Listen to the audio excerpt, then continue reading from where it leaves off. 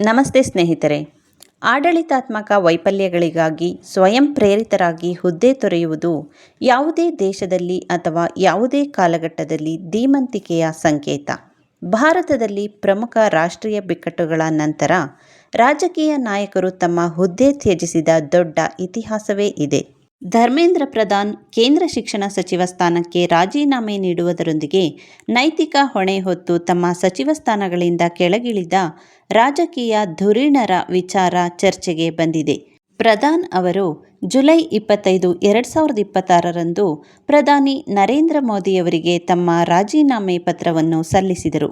ರಾಷ್ಟ್ರೀಯ ಪರೀಕ್ಷಾ ಸಂಸ್ಥೆಯ ಪರೀಕ್ಷಾ ಪ್ರಶ್ನೆ ಪತ್ರಿಕೆ ಸೋರಿಕೆಯ ವಿರುದ್ಧ ದೇಶದಾದ್ಯಂತ ವಿದ್ಯಾರ್ಥಿಗಳು ನಡೆಸಿದ ಪ್ರತಿಭಟನೆಗಳ ನಂತರ ಈ ರಾಜೀನಾಮೆ ಹೊರಬಿದ್ದಿದೆ. ಸಾರ್ವಜನಿಕ ಹುದ್ದೆಯನ್ನು ಅಲಂಕರಿಸುವುದು ಎಂದಿಗೂ ವೈಯಕ್ತಿಕ ಪ್ರತಿಷ್ಠೆಗಾಗಿ ಅಲ್ಲ ಮತ್ತು ವಿದ್ಯಾರ್ಥಿಗಳ ಹಿತಾಸಕ್ತಿಗಳನ್ನು ರಕ್ಷಿಸಲು ತಾವೇ ಸ್ವಯಂ ಪ್ರೇರಿತರಾಗಿ ಹಿಂದೆ ಸರಿಯುತ್ತಿರುವುದಾಗಿ ಪ್ರಧಾನ್ ಪತ್ರದಲ್ಲಿ ತಿಳಿಸಿದ್ದಾರೆ. ಬಿಕ್ಕಟ್ಟು ಸಂಭವಿಸಿದಾಗ ಸ್ವಯಂ ಪ್ರೇರಿತರಾಗಿ ಕೇಂದ್ರದಲ್ಲಿನ ಅಧಿಕಾರ ಗದ್ದುಗೆಯನ್ನು ಬಿಟ್ಟುಕೊಟ್ಟ ನಾಯಕರ ಪಟ್ಟಿ ಇಲ್ಲಿದೆ. ಮೊದಲನೆಯವರು ಲಾಲ್ ಬಹದ್ದೂರ್ ಶಾಸ್ತ್ರಿ. ನವೆಂಬರ್ 1956ರಲ್ಲಿ ತಮಿಳುನಾಡಿನ ಅರಿಯಲೂರಿನಲ್ಲಿ ನಡೆದ ಭೀಕರ ರೈಲು ಅಪಘಾತದಲ್ಲಿ 150 ಜನರು ಪ್ರಾಣ ಕಳೆದುಕೊಂಡ ಸಂದರ್ಭದಲ್ಲಿ ಲಾಲ್ ಬಹದ್ದೂರ್ ಶಾಸ್ತ್ರಿಯವರು ರೈಲ್ವೆ ಸಚಿವರಾಗಿದ್ದರು. ನೈತಿಕ ಹೊಣೆ ಹೊತ್ತು ಅವರು ಸಚಿವ ಸ್ಥಾನಕ್ಕೆ ರಾಜೀನಾಮೆ ನೀಡುವ ಮೂಲಕ ರಾಜಕೀಯ ನೈತಿಕತೆಗೆ ಮಾದರಿಯಾದರು. ಈ ನಿರ್ಧಾರವು ಶಾಸ್ತ್ರಿಯವರಿಗೆ ದೇಶದಾದ್ಯಂತ ಅಪಾರ ಗೌರವ ತಂದುಕೊಟ್ಟಿತು. ಸಾರ್ವಜನಿಕ ಆಡಳಿತದಲ್ಲಿ ನೈತಿಕ ಹೊಣೆಗಾರಿಕೆಗೆ ಲಾಲ್ ಬಹದ್ದೂರ್ ಶಾಸ್ತ್ರಿಯವರ ಈ ನಡೆ ಮಾದರಿಯಾಗಿ ಚಿರಸ್ಥಾಯಿಯಾಗಿ ಉಳಿದಿದೆ. ಹಣಕಾಸು ಸಚಿವರಾಗಿ ಟಿ ಕೃಷ್ಣಮಾಚಾರಿ ಅವರು 2 ಬಾರಿ ರಾಜೀನಾಮೆ ನೀಡಿದ್ದರು. ಅದರಲ್ಲಿ 1958ರ ರಾಜೀನಾಮೆ ಅತ್ಯಂತ ಪ್ರಮುಖವಾದುದು. ಹರಿದಾಸ್ ಮುಂದ್ರಾ ಹಗರಣಕ್ಕೆ ಸಂಬಂಧಿಸಿದಂತೆ ಎಂಪಿ ಫಿರೋಜ್ ಗಾಂಧಿ ಅವರು ತನಿಖೆಗೆ ಒತ್ತಾಯಿಸಿದ ನಂತರ ನ್ಯಾಯಮೂರ್ತಿ ಎಂಸಿ ಚಾಗ್ಲಾ ಆಯೋಗವನ್ನು ರಚಿಸಲಾಯಿತು. ನಷ್ಟದಲ್ಲಿದ್ದ ಕಂಪನಿಗಳ ಷೇರುಗಳನ್ನು ಖರೀದಿಸಲು ಜೀವ ವಿಮಾ ನಿಗಮಕ್ಕೆ ಒತ್ತಡ ಹೇರಿದ್ದರಲ್ಲಿ ಟಿಟಿಕೆ ಅವರ ಹೊಣೆಗಾರಿಕೆಯನ್ನು ಆಯೋಗವು ಎತ್ತಿಹಿಡಿಯಿತು.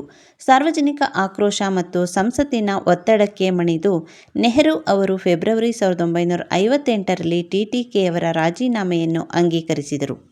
ನಂತರ 1964ರಲ್ಲಿ ಮತ್ತೆ ಸಚಿವರಾದರೂ ಶಾಸ್ತ್ರಿಯವರ ಅವಧಿಯಲ್ಲಿ ಭ್ರಷ್ಟಾಚಾರದ ಆರೋಪಗಳ ಹಿನ್ನೆಲೆಯಲ್ಲಿ 1965ರಲ್ಲಿ ಮತ್ತೊಮ್ಮೆ ರಾಜೀನಾಮೆ ನೀಡಿದರು. 1962ರ ಭಾರತ-ಚೀನಾ ಯುದ್ಧದಲ್ಲಿ ಭಾರತೀಯ ಸೇನೆ ಹಿನ್ನಡೆ ಅನುಭವಿಸಿದ ಹಿನ್ನೆಲೆಯಲ್ಲಿ ವಿ.ಕೆ. ಕೃಷ್ಣಮೆನನ್ ಅವರು ತಮ್ಮ ಕೇಂದ್ರ ರಕ್ಷಣಾ ಸಚಿವ ಸ್ಥಾನಕ್ಕೆ ರಾಜೀನಾಮೆ ನೀಡಿದರು.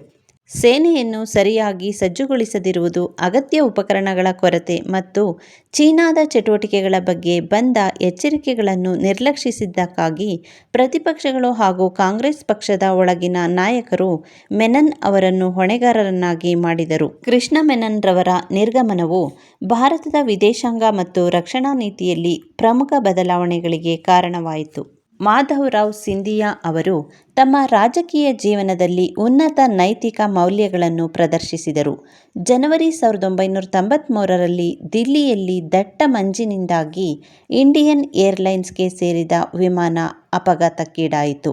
ಆಗ ಸಿಂಧಿಯಾ ಕೇಂದ್ರ ನಾಗರಿಕ ವಿಮಾನಯಾನ ಸಚಿವರಾಗಿದ್ದರು. ವಿಮಾನ ಅಪಘಾತದಲ್ಲಿ ಯಾವುದೇ ಪ್ರಾಣಹಾನಿ ಸಂಭವಿಸದೇ ಇದ್ದರೂ ದುರ್ಘಟನೆಯ ನೈತಿಕ ಹೊಣೆ ಹೊತ್ತು ಅವರು ತಮ್ಮ ಸ್ಥಾನಕ್ಕೆ ರಾಜೀನಾಮೆ ನೀಡಿದರು. ಮುಂದೆ ಜನವರಿ 1996ರ ಜೈನ್ ಹವಾಲಾ ಹಗರಣದಲ್ಲಿ ಹೆಸರು ಕೇಳಿಬಂದಾಗ ಮಾನವ ಸಂಪನ್ಮೂಲ ಅಭಿವೃದ್ಧಿ ಸಚಿವ ಸ್ಥಾನಕ್ಕೂ ಮಾಧವರಾವ್ ಸಿಂಧಿಯಾ ರಾಜೀನಾಮೆ ನೀಡಿದರು. ಮುಂದೆ ನ್ಯಾಯಾಲಯವು ಇವರನ್ನು ಎಲ್ಲ ಆರೋಪಗಳಿಂದ ಮುಕ್ತಗೊಳಿಸಿತು. ಮಾರ್ಚ್ 2001ರಲ್ಲಿ ಹೌರಾ ಪ್ರಯಾಣಿಕರ ರೈಲು ಹಳಿ ತಪ್ಪಿದ್ದ ಗೂಡ್ಸ್ ರೈಲಿಗೆ ಡಿಕ್ಕಿ ಹೊಡೆದ ಪರಿಣಾಮ 43 ಮಂದಿ ಸಾವನ್ನಪ್ಪಿ 85 ಮಂದಿ ಗಾಯಗೊಂಡರು. ಮಮತಾ ಬ್ಯಾನರ್ಜಿಯವರು ರೈಲ್ವೆ ಸಚಿವ ಸ್ಥಾನಕ್ಕೆ ರಾಜೀನಾಮೆ ನೀಡಿದರು. ಆದರೆ ಪ್ರಧಾನಿ ಅಟಲ್ ಬಿಹಾರಿ ವಾಜಪೇಯಿಯವರು ರಾಜೀನಾಮೆಯನ್ನು ಅಂಗೀಕರಿಸಲಿಲ್ಲ. 2011ರಲ್ಲಿ ಸಿಎಂ ಆಗಲು ರೈಲ್ವೆ ಸಚಿವ ಸ್ಥಾನಕ್ಕೆ ಮತ್ತೆ ರಾಜೀನಾಮೆ ನೀಡಿದರು. ಅದು ಅಂಗೀಕಾರವಾಯಿತು. 1999ರಲ್ಲಿ ಪಶ್ಚಿಮ ಬಂಗಾಳದ ಗೈಜಲ್ ಬಳಿ ಸಂಭವಿಸಿದ ರೈಲು ಅಪಘಾತದಲ್ಲಿ 290 ಜನರು ಸಾವನ್ನಪ್ಪಿದಾಗ ರೈಲ್ವೆ ಸಚಿವರಾಗಿದ್ದ ನಿತೀಶ್ ಕುಮಾರ್ ನೈತಿಕ ಹೊಣೆ ಹೊತ್ತು ರಾಜೀನಾಮೆ ಸಲ್ಲಿಸಿದರು. ಮುಂಬಯಿ ಮಾತ್ರವಲ್ಲದೆ ದೇಶವನ್ನೇ ನಡುಗಿಸಿದ ಉಗ್ರರ ದಾಳಿ ನವೆಂಬರ್ 26, 2008ರಂದು ಘಟಿಸಿತು. ಈ ಭೀಕರ ಭಯೋತ್ಪಾದಕ ದಾಳಿಯ ನೈತಿಕ ಹೊಣೆ ಹೊತ್ತು ಕೇಂದ್ರ ಗೃಹ ಸಚಿವ ಶಿವರಾಜ್ ಪಾಟೀಲ್ ಅವರು ನವೆಂಬರ್ 30, 2008ರಂದು ತಮ್ಮ ಸಚಿವ ಸ್ಥಾನಕ್ಕೆ ರಾಜೀನಾಮೆ ನೀಡಿದರು. ಗೃಹ ಸಚಿವರಾಗಿದ್ದ ಶಿವರಾಜ್ ಪಾಟೀಲ್ ಸಲ್ಲಿಸಿದ ರಾಜೀನಾಮೆಯನ್ನು ಪ್ರಧಾನಿ ಡಾ. ಮನಮೋಹನ್ ಸಿಂಗ್ರವರು ಅಂಗೀಕರಿಸಿದರು.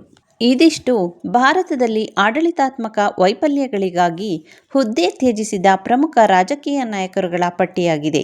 ಇನ್ನಷ್ಟು ಹೊಸ ವಿಷಯಗಳನ್ನು ತಿಳಿಯಲು ನಮ್ಮ ಚಾನಲನ್ನು ಲೈಕ್, ಶೇರ್, ಕಾಮೆಂಟ್ ಹಾಗೂ ಸಬ್ಸ್ಕ್ರೈಬ್ ಮಾಡಿ. ಧನ್ಯವಾದಗಳು.